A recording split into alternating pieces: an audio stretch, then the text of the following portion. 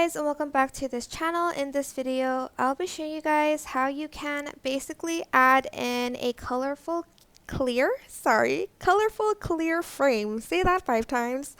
On CapCut PC. So go to the library section and you're just going to find a color that you want to add. I want to add this like pink one.